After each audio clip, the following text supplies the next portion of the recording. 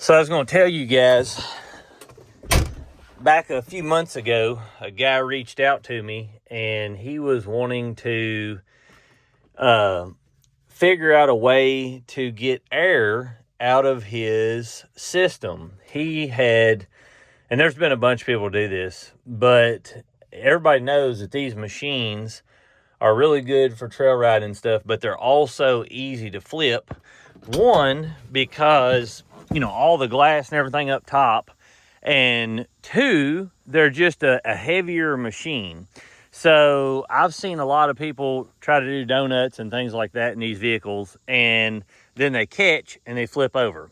Well, the crazy thing is Polaris, when they made this machine, they made it without a bleeder on the radiator. So the problem you get with that is you can't really bleed the system. But I've got a trick for you guys I'm going to show you.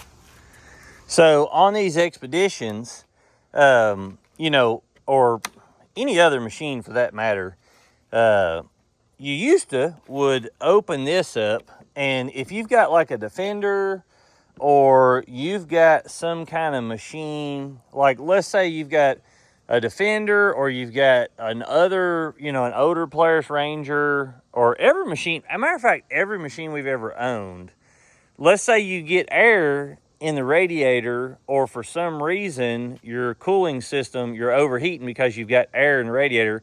Well, you could just pull up on a hill. So like you would just pull up right there on the hillside, you would open the cap, leave it running, and it would like burp itself. So when it would burp itself, then you get all the air out of the system, you could put the cap back on and you would be fine. So like on here, the crazy thing is like you can't see in there, but Polaris did not put a radiator cap on here.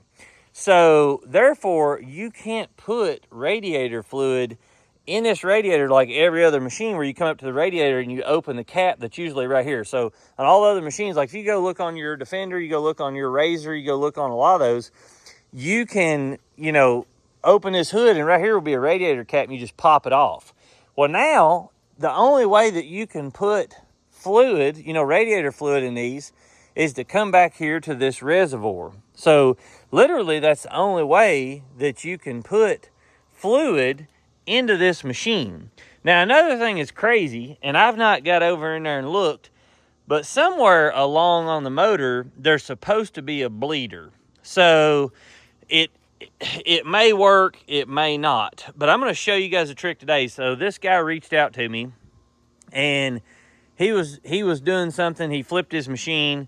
Well, then it got to where it had air in the motor and it would overheat. Somehow it got air in the line, and when he would run, it would overheat because it was air, locked. So if you get air in your system, it'll overheat. So if you're having overheating issues, like I said, you can burp another machine. So on this one, like I said, you put the fluid here, and I reached out to a couple of people that I knew that worked on these all the time, and one of them was at Rex's Cycle Shop. So, I want to thank Josh over there. He's the one that showed me this trick. So he was telling me that if you take this, and as long as your reservoir, is good, then you can take and get this top hose here. So it's got a little hose clamp on it right here. You see this hose clamp? And get you a syringe for this hose clamp here. Once you take this off, pull this off here and get you a syringe and pump that through there by that syringe. So you're going to put a fat enough tip syringe, like a cow syringe or something like that. You're going to put a cow syringe in this and pump that line, make sure it's tight. So this line will have to slip on the syringe, and you're going to pull that out, all the air, until you get fluid coming through that syringe. And when you get fluid coming out through there, you plug this back up, and you should be good to go. And like I said, I told that guy to do that. I've not got any problem with mine overheating. I've never flipped it either. But if you guys have a newer machine like this, I don't know if the new Ranger 1500 or anything like that is the same way. But if you guys have got a new machine like this and it doesn't have a radiator cap, then you got to bleed it somehow. And the guy that was telling me about this was saying that the bleeder that comes on them is supposed to auto bleed. And he said they get brand new machines with this problem and they're having trouble with it. So this is how he's fixed it. So you guys can try that and let me know. Like I said, I don't have any issues.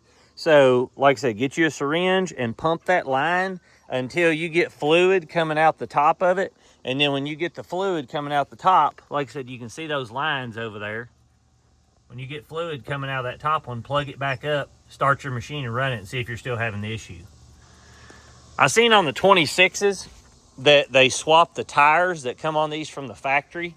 So I wonder why they did that. Hopefully they're all sequenced, but I doubt they will. Instead of being like a 9-inch wide and a 10-inch wide, hopefully they're like 10 and 10 or 10, you know, whatever, sequenced all the way around so you can swap the tires on the front and the back. That's why everybody buys aftermarket tires, because the front and the back can be cycled around, whereas on all the other machines, when you buy them and they're used or new, they've got offset tires. But I didn't really see anything new on the 26s so far. I know they got a new 500 Polaris, but hopefully Defenders and things like that, Can-Am will have some competition for this Xpedition soon. But anyway, I just want to tell you guys that and showcase that so you can see that.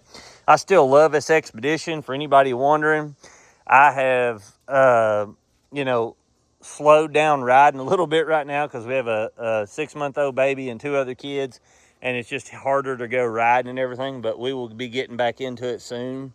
But this machine, you know, we ride it around the farm and all around here and stuff, just me and the family, and I would go out and buy this machine over again right now. Like, I really love this machine, and I don't think there's anything on the market that is better than this as a trail rig. I don't think the 1500 is better. I don't think anything's better, matter of fact, and it's compact and does really good. As far as the accessories I put on it, all of them still work. Now, I am getting some hazing in these co-light, like in between but you know, see the more, like, it's moisture right there in between the lights, but they still work fine, and I've not had any issue with them. The front light still works that I put on here. This still works great. So these accessories are still working. Just wanted to tell you guys that in case you're wondering long term. And I like these tires still. I still like these tires a lot, and they clean out really good, and they don't do a lot of roaring on the road and stuff like a lot of tires I've seen. But, you know, everybody's going to have a preference on that. But anyway, I just want to tell you guys that. Hopefully it helps you. Have a blessed day, and I'll have some good content on these coming soon.